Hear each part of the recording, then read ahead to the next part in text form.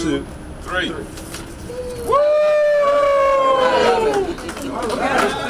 Certainly, let me say to Chairman Snowden and to the Executive Director, to Tory, to all of the commissioners that are here, and especially to all of you, to the folk out in the community, in the neighborhood, that have been fighting real hard to maintain Independence Heights and to improve and revitalize Independence Heights. And as the Congresswoman said, the first African-American municipality in the state of Texas going back to 1916.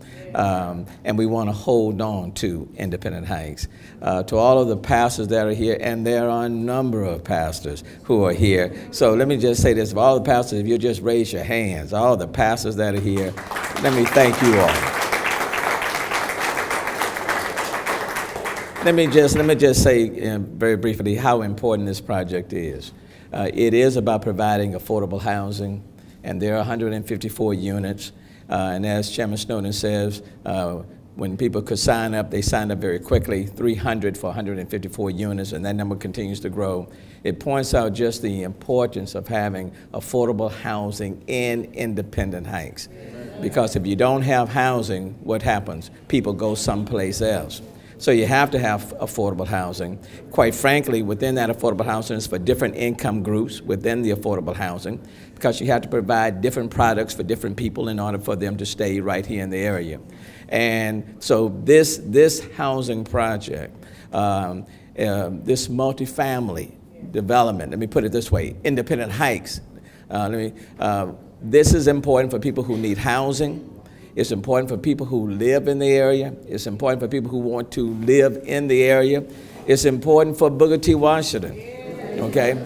Because if you don't have people with kids to populate a Booker T. Washington, then the question is, who are you building a brand new Booker T. Washington for, okay? And so it's important for the maintaining a Booker T. Washington right here, and the other schools that feed into a Booker T. Washington. It's important to maintain that sense of community, especially when Hurricane Harvey came along and there are hundreds of homes that are impacted right here in this area.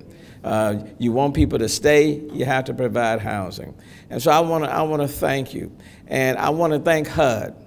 Dr. Pringle and your entire crew, every individual with HUD. Congresswoman, thank you. I mean, you've been a champion for us from day one.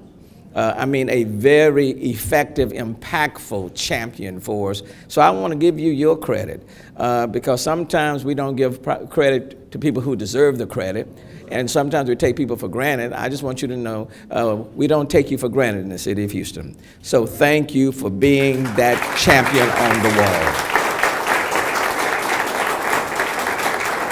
And so with Congresswoman Sheila Jackson Lee, with HUD, I want to thank HUD, because I want to say this.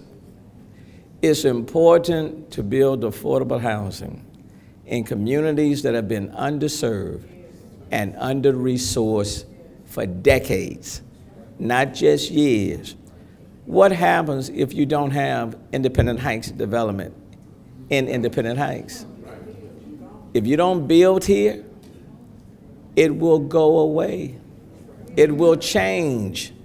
And Independence Heights will be like a Midtown, Fourth Ward, Freemanstown. So you have to build. And bear in mind, Booker T. Washington didn't start in Independence Heights. Booker T. Washington started Freemanstown, Fourth Ward, and then came to Independence Heights. We don't want Booker T. Washington to have to move and go someplace else, which means we have to populate the area to maintain the character. That's why we all fight hard to keep building affordable housing in communities that have been underserved. But it has to be quality housing with the different amenities that will meet people's needs, like the athletic center and other things that are here. And then for those of us in the city, we have to complement it by surrounding it with things that will enhance the community. Barry, I want to thank you. You've been a champion for housing. You're an attorney that everybody knows, been championing for it. I want to thank you for working on this project. And then this project is so important for many reasons. The contractor, where's is it Tony? Tony, you need to come to the front. You know, this is a Hispanic contractor that built this place. And then where's Curtis? Where did Curtis go? Where's the architect? Did that leave? An African-American architect, Hispanic contractor, an African-American architect that built, designed this unit. And I want to thank you because it looks great. It looks great. With all of the partners, the people who help provide the finance and the legal services, the whole team, I want to thank you. And then lastly, it takes a community to really come together. Paul, thank you, my brother. I really appreciate you because it's all of us working together. To all the pastors, to the community leaders, let me thank you all.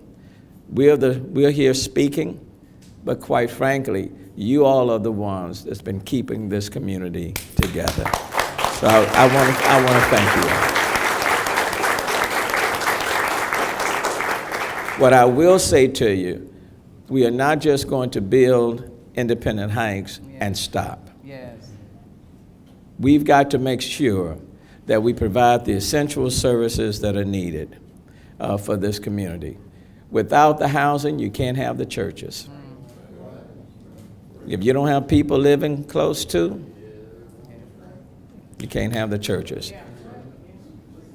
But you have to have housing. You have to have good quality neighborhood schools. You have to have your churches. You have to have retail, quality grocery stores, transportation options, job and business opportunities. All of those things are needed right here in Independent Heights. And so we're going to continue to work to build complete communities, but it's starting right now with this project. Thank you so very much. Thank you.